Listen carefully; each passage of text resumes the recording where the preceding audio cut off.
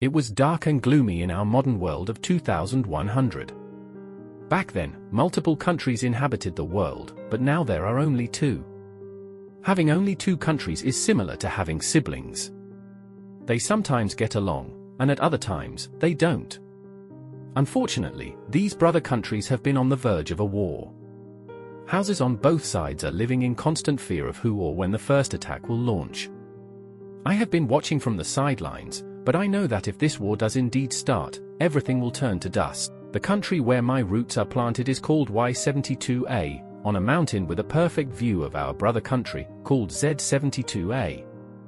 Both countries are specialized in nuclear weapons, hence the reason why there are only two countries left on the entire decaying planet.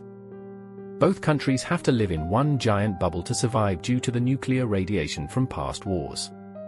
These countries, unfortunately, have yet to learn from the old scars left by their previous battles.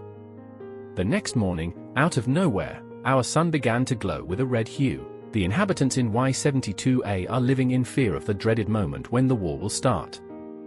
It was silent for the entire day, just red, creating a tone of fear for these vulnerable inhabitants.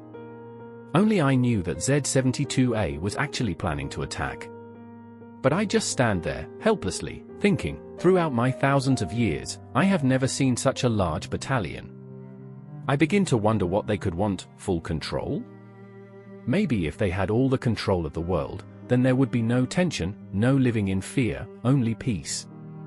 However, that isn't how peace works. Peace works like a relationship, it requires mutual effort. The world went dark, darkness and more silence filled our bubble.